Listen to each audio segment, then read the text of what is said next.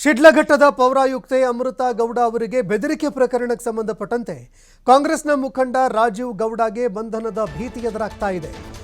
ಬಂಧನದ ಭೀತಿಯಲ್ಲಿ mobile switch of ಮಾಡಿ ಪರಾರಿಯಾಗಿದ್ದಾರೆ ಅವರು.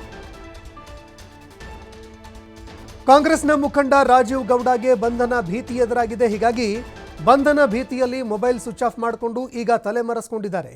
ಕಾಂಗ್ರೆಸ್ ಮುಖಂಡ ರಾಜೀವ್ ಗೌಡ ಅರೆಸ್ಟ್ ಮಾಡೋದಕ್ಕೆ ಪೊಲೀಸರು ಬಲೆ ಬೀಸಿದ್ದಾರೆ. ಶಿಡ್ಲಘಟ್ಟ ಪೌರಾಯುಕ್ತೆ ಅಮೃತ ಗೌಡ ಅವರಿಗೆ ಕರೆ ಮಾಡಿ ಬೆದರಿಕೆ, ಅವಾಚ್ಯ ಶಬ್ದಗಳಿಂದ ನಮ್ಮ ಸಮಾಜ ಒಪ್ಪದೇ ಇರುವ ರೀತಿಯ ಒಂದು ಶಬ್ದಗಳನ್ನು ಬಳಕೆ ಮಾಡಿಕೊಂಡು ನಿಂದನೆ ಮಾಡಿದ್ರು. ಹೀಗಾಗಿ ಇಡೀ ರಾಜ್ಯಾದ್ಯಂತ ತೀವ್ರ ಆಕ್ರೋಶ ವ್ಯಕ್ತವಾಗಿತ್ತು. ಅದಾದ ನಂತರ ರಾಜೀವ್ ಗೌಡ ವಿರುದ್ಧ ಕೇಸ್ ಕೂಡ ದಾಖಲಾಗಿತ್ತು.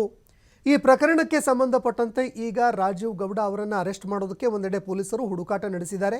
ಆದರೆ Rajiv Gowda mobile switch off ಮಾಡಿಕೊಂಡು ಪರಾರಿಯಾಗಿದ್ದಾರೆ ಅನ್ನೋ ಮಾಹಿತಿಗಳು ಲಭ್ಯವಾಗ್ತಾ ಇದೆ. ಆದರೆ ಸಹಜವಾಗಿ ಎದುರಾಗುವಂತಹ ಪ್ರಶ್ನೆ, ಅರೆಸ್ಟ್ ಆಗುವಂತಹ ಸಂದರ್ಭದಲ್ಲೇ ಈ ಆರೋಪಿಗಳು ಅದು ಹೇಗೆ ತಲೆಮರೆಸ್ಕೊಳ್ತಾರೆ ಅನ್ನೋ ಪ್ರಶ್ನೆ ಸಹಜವಾಗಿ ಎದುರಾಗುತ್ತೆ. ಪ್ರತಿಯೊಂದು ಪ್ರಕರಣದಲ್ಲೂ ಕೂಡ ಈ ಹೈ ಪ್ರೊಫೈಲ್ ಪ್ರಕರಣಗಳು ಅಂತ ಬಂದರೆ ಸಾಕು, ಆ ಸಂದರ್ಭದಲ್ಲಿ ಇನ್ನೇನು ಅರೆಸ್ಟ್ ಆಗಬೇಕು ಅನ್ನುವಂತಹ ಸಂದರ್ಭದಲ್ಲೇ ಇಂತಹ ಹೈ ಪ್ರೊಫೈಲ್ ಆರೋಪಿಗಳು ತಲೆಮರೆಸ್ಕೊಂಡು ಬಿಡ್ತಾರೆ. ಹೇಗಪ್ಪ ಇದು ಸಾಧ್ಯ ಆಗುತ್ತೆ ಅನ್ನೋ ಪ್ರಶ್ನೆ ಸಹಜವಾಗಿ ಇಲ್ಲಿ ಎದುರಾಗುತ್ತೆ.